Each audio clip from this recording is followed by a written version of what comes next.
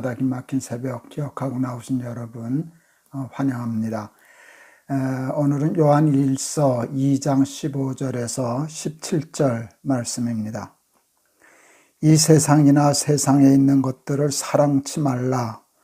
누구든지 세상을 사랑하면 아버지의 사랑이 그 속에 있지 아니하니 이는 세상에 있는 모든 것이 육신의 정욕과 안목의 정욕과 이상의 자랑이니 다 아버지께로 쫓아온 것이 아니요 세상으로 쫓아온 것이라.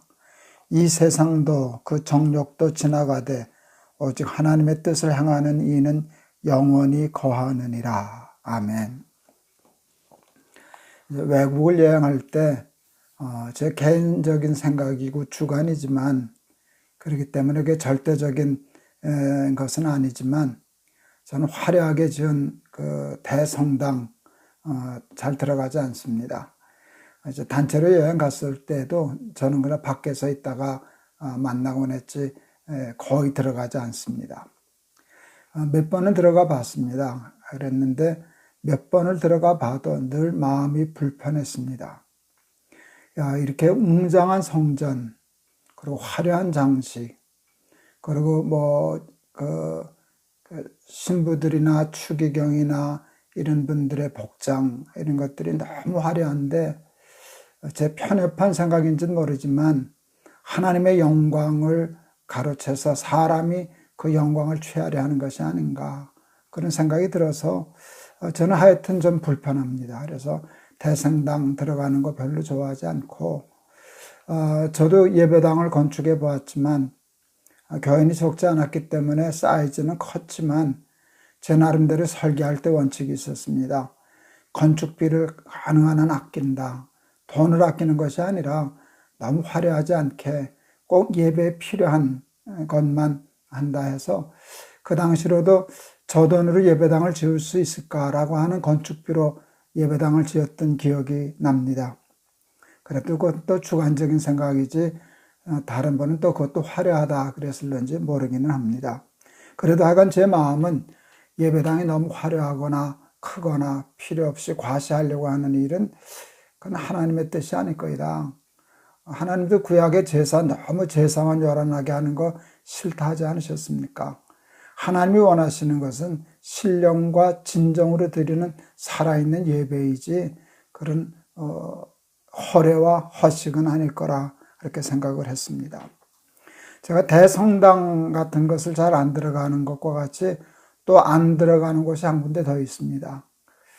이것도 제 주관적인 편협한 생각일 수 있습니다. 그냥 김 목사는 저렇게 생각하는구나 하고 그냥 생각하시면 좋겠습니다. 저는 수도원 잘 들어가지 않습니다. 마틴 루터가 그 교황이나 이런 분들 피해서 어느 숨어서 그 성경 번역하던 데를 제가 가봤더니 마틴 루터가 너무 금욕주의적인 생활을 했더라고요. 딱딱한 나무골상, 초라한 책상 하나, 침대가 없었고요. 그 마대자루에다가 낙엽을 갖다 놓고 그거로 매트리스를 삼고 하루에 험한 음식 2끼 먹고 그러면서 살았다 그래요. 그런데 저는 그렇게 사는 것도 하나님이 기뻐하시는 일은 아니다. 너무 지나치게 화려하게 세상의 영광을 취하며 사는 것도 마땅하지 않지만 저렇게 자기 몸을 학대하고 금욕주의로 하나님이 기뻐하셨을까? 저는 하나님이 그거 기뻐하지 않으셨을 것 같아요. 저는 제 아들이 저를 효도한다고 그렇게 살면 저는 마음 아프고 싫을 것 같아요. 어느 수도원은 들어가면 평생 밖을 나오지 못하는 수도원도 있었더라고요. 그런 생활, 금욕주의적인 생활을 하면서 하나님 섬기는 마음은 충분히 이해가 가지만 저는 그것도 또 한쪽으로 치우친 것이라 그렇게 생각을 해요. 그래서 지나치지도 않고 모자리지도 않는 적절함, 그 균형을 유지하는 것이 참 중요하지 않을까 하는 생각을 해보았습니다. 가톨릭 교회가 성당도 크게 짓고 화려하게 장식도 하고 신부들의 추기경들의 복장도 왕처럼 그렇게 꾸미고 다니는 일을 반대해서 종교개혁자들은 거의 금욕주의자처럼 신앙생활을 했습니다. 예배당도 보면 아무런 장식이 없어요. 그냥 강대상 하나 있고요. 그 다음에 피아노도 안 둔 경우도 참 많이 있었어요. 근데 그것도 너무 지나친 것이 아닌가. 좌로나 우로나 치우치지 않아야 되는데 우리는 좌로 치우치거나 우로 치우치는 경우가 참 많았다 하는 생각을 해봅니다. 제가 오늘 세상을 사랑하지 말라 하는 말씀을 가지고 엉뚱한 말씀을 가지고 시작을 했습니다. 세상을 사랑하지 말아라, 하나님 사랑하라는 말씀인데 이 말을 잘못 오해하면 세상은 다 악한 것이다. 세상은 다 나쁜 것이다. 그래서 금욕주의자처럼 살아야 된다. 이렇게 오해하기 쉬운 말씀이 아닐까 싶습니다. 세상에서 돈 벌고 성공하고 출세하고 하는 모든 일들을 다 정욕을 쫓아 사는 일로 오해하고 매도하고 정죄하는 경우가 참 많은데 저는 성경을 전체적으로 읽을 때 성경이 말씀하는 건 그건 아니다라고 저는 생각을 했습니다. 이게 적절한 설명이 되고 비유가 되겠는지 잘 모르겠습니다. 제가 세상에서 사랑하는 여자는 한 사람밖에 없습니다. 제 아내죠. 제가 사랑하는 사람이 둘이 있다면 큰일이죠. 여러분, 제가 사랑하는 여자가 하나라고 하기 때문에 제 아내 외에 모든 여자들은 다 미워해야 할까요? 그건 아니잖아요. 그건 아니죠. 아내만 사랑하라고 그랬다고 해서 모든 여자들을 적대시하고 미워하고 원수시하고 그거는 잘못된 것이라고 생각을 합니다.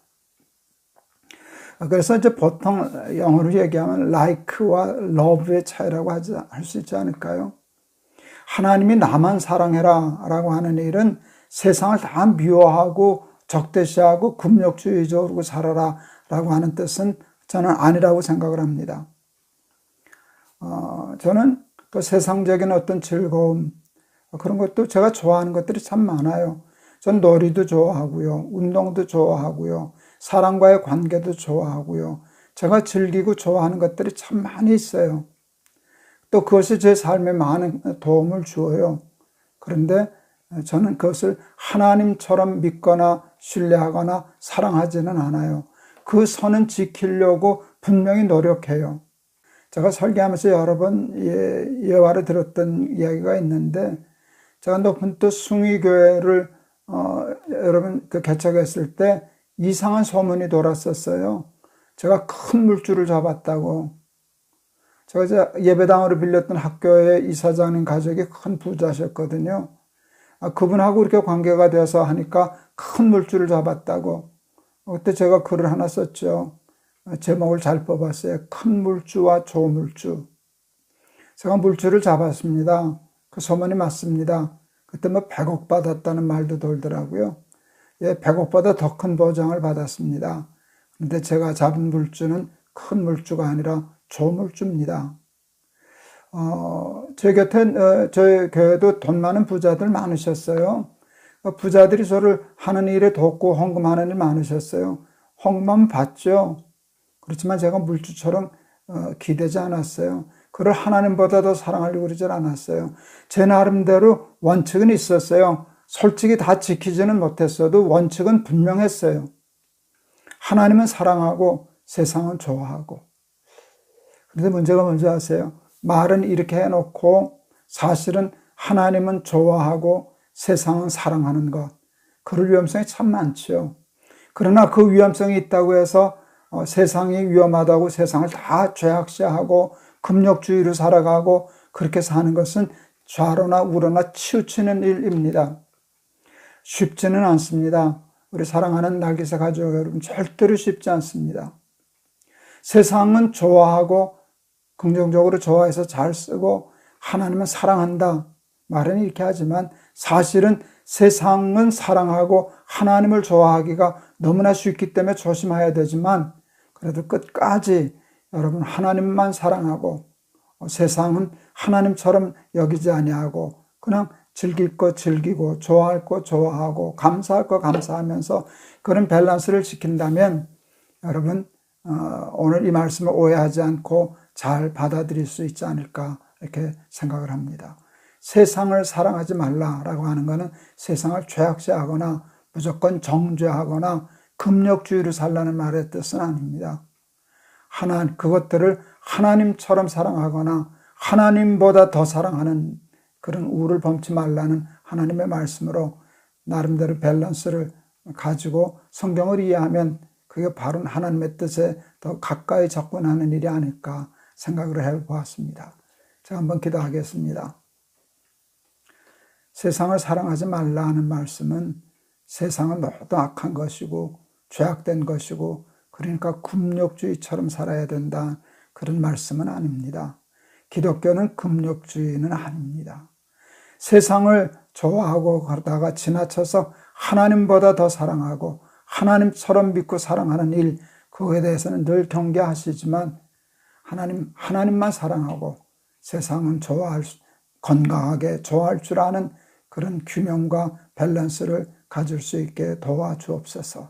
그러나 하나님, 우리의 문제는 말로는 세상의 것들은 좋아하고 하나님은 사랑한다 하면서도 하나님은 좋아하고 세상을 하나님보다 더 사랑하는 것이 우리의 문제이오니 그 함정에는 빠지지 않고 그렇게 자기를 합리화하고 핑계하지 아니하고 정말 하나님만 사랑할 줄 아는 우리 사랑하는 날개새 가족들 다 되게 하옵소서. 예수 그리스도 이름을 받들어 기도하옵나이다. 아멘. 여러분, 하나님은 질투하시는 하나님이시라 그러셨어요. 하나님이 째째하게 사람처럼 질투하시나? 그런데 여러분, 질투는 사랑입니다. 사랑하지 않으면 질투하지 않습니다. 질투가 없다면 사랑하는 게 아닙니다. 여러분, 말도 안 되는 소리지만 제 아내가 저 말고 다른 남자를 사랑한다고 그럴 때도 나는 쿨한 사람이야. 뭐 그럴 수도 있지. 뭐 나만 사랑하라는 법이 있나? 그렇게 질투를 안 한다면 여러분, 쿨한 게 아니라 제가 제 아내를 사랑하지 않는 겁니다.